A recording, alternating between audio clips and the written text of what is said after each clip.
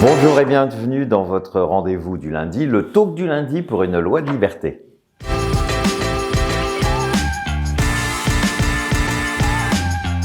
J'espère que vous avez toutes et toutes passé une belle semaine. Eh bien, pour la DMD, c'était une semaine importante puisque c'était notre semaine de mobilisation qui se termine ce soir. Alors, merci vraiment à tous les délégués, bien sûr, qui ont organisé tous ces marchés et à vous les adhérents qui ont été si nombreuses et si nombreux sur les marchés. Alors moi, évidemment, j'aurais une pensée tout à fait particulière pour Toulouse, où j'ai passé 2 jours, où je suis allé sur 3 marchés, où j'ai rencontré énormément de candidats, d'élus. Merci à Pierre Juston.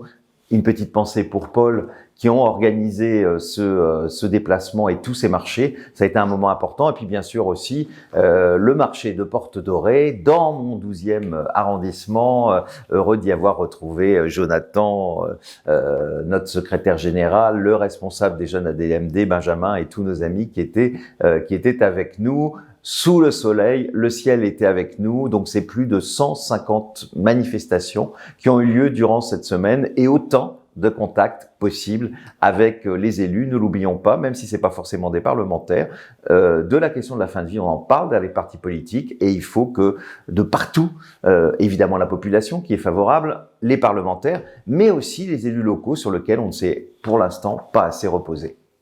Alors, cette semaine, ça va être un moment important puisque Benjamin et Maxime, les co-délégués de l'ADMD, vont nous annoncer les villes de l'ADMD Tour. Donc, cette année, nous reprenons cet ADMD Tour qui avait dû être suspendu, malheureusement, l'année dernière à cause de la Covid, même si nos amis des jeunes de l'ADMD avaient eu beaucoup d'imagination et on avait eu plein de cartes postales qui avaient été faites de toute la France durant cette période. Là, eh bien, on va repartir. Enfin, ils vont repartir pour être extrêmement honnête. C'est le 4 juillet le départ. C'est à Paris et ça se terminera le 24 juillet dans une ville que vous connaîtrez dans quelques jours et on aura l'occasion d'en parler la semaine prochaine. Donc, l'ADMD Tour, préparez-vous, c'est bientôt à côté de chez vous. Alors, les décryptages de l'ADMD, je vous en ai parlé à plusieurs reprises, c'est bien sûr sur notre site de l'ADMD. 2 nouvelles notes qui peuvent être intéressantes pour vous, particulièrement une sur le serment d'Hippocrate, vous savez, ce serment dont qu'on nous balance à chaque émission en disant il y a le serment d'Hippocrate, les médecins ne peuvent pas accompagner. On veut simplement vous rappeler que le serment d'Hippocrate, il a des milliers d'années, il a évolué avec le temps, comme vous l'imaginez. Il interdisait par exemple l'avortement quand la loi a changé. Eh bien, ils ont changé leur serment d'Hippocrate et dans les autres pays où il y a des lois, eh bien tout ça est évidemment compatible. On peut pas rester sur des textes qui ont des 2000, 3000 ans comme ça. Donc, il y a un décryptage intéressant là-dessus, des définitions sur la fin de vie parce que beaucoup d'entre vous ont souvent besoin d'éléments.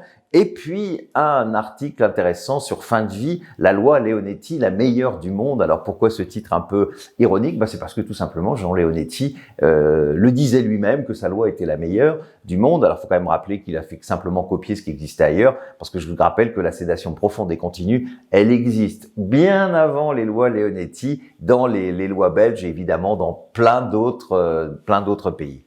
Alors, ne l'oublions pas, toujours notre pétition sur change.org, lettre ADMD Macron. Alors, c'est plus que jamais important parce que cette semaine, il y a eu une indiscrétion. Et paraît-il que le président du groupe La République En Marche, Monsieur Castaner, aurait annoncé à ses parlementaires, qui, vous savez, l'immense majorité des députés de La République En Marche, comme les autres d'ailleurs, demandent à ce qu'il y ait une loi et qu'il pourrait y avoir une proposition de loi du groupe La République En Marche en décembre. Alors, comprenez qu'il faut plus que jamais monter la pression, parce que ça va être très bien s'ils nous font une proposition de loi comme Olivier Falorni l'a fait, mais il faudra qu'après, le président de la République accepte que cette proposition soit discutée, parce qu'on aura forcément, une fois encore, un quarteron de députés, ces mêmes députés qui sont contre le mariage pour tous, contre l'avortement, contre la contraception, contre tout, en fait, et depuis longtemps, qui vont déposer des milliers d'amendements. Et donc, eh bien, c'est le président de la République qui va pouvoir enfin décider qu'on puisse avoir cette loi. Donc, il faut continuer. Alors, je sais que beaucoup d'entre vous, celles en tout cas, et ceux qui suivent régulièrement ce talk lundi, vous avez tous signé. J'espère que c'est vrai, hein. Je compte sur vous. Mais il faut convaincre vos amis, il faut continuer. Je sais, c'est du militantisme, c'est quand même pas compliqué d'écrire à tous vos contacts. Et moi, je vous demande de le faire parce que c'est vraiment plus que jamais important. Eh bien, il y a quelques jours, j'ai déposé un vœu au conseil d'arrondissement de Paris 12 où je suis élu. Ce vœu consiste en deux choses. D'une part, l'accès universel des soins palliatifs à Paris et d'autre part, que soit mis à l'ordre du jour la proposition d'Olivier Falorni pour une loi d'ultime liberté.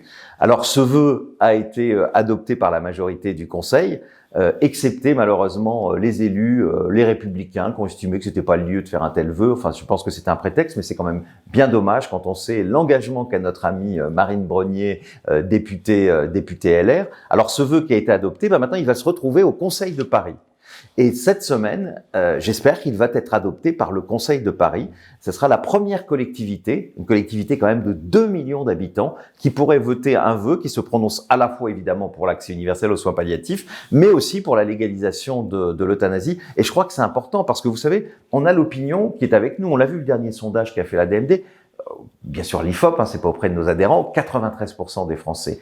On a vu aujourd'hui qu'on avait 300 députés sur 577 qui nous soutenaient, une majorité à l'Assemblée nationale. Et je crois qu'il y a ce maillon qu'il faut qu'on utilise, ce maillon des élus locaux. Il y a plus de 500 000 élus locaux en France. Vous avez des communes, vous avez des départements, vous avez des régions. Eh bien, il faudrait que comme Paris, et comme j'ai pu l'initier à Paris, il puisse y avoir un mouvement dans toute la France. Alors ce week-end, avec Pierre Juston, quand nous faisions les marchés de Toulouse, nous avons rencontré nombre d'élus, la France Insoumise, PS, La République En Marche, et nous leur avons suggéré que dans leur département, puisqu'il y avait des candidats au départemental, dans leur région, ils puissent voter dans les semaines qui viennent un vœu similaire à celui qui va être voté à Paris. Vous imaginez si plein de collectivités se mettent à voter des vœux comme ça, eh bien, ça va encore faire une nouvelle pression. Et je crois que c'est important parce que si c'est pas de la compétence, bien sûr, directe, des collectivités locales, elles ont chacune quelque chose à voir. Par exemple, à Paris,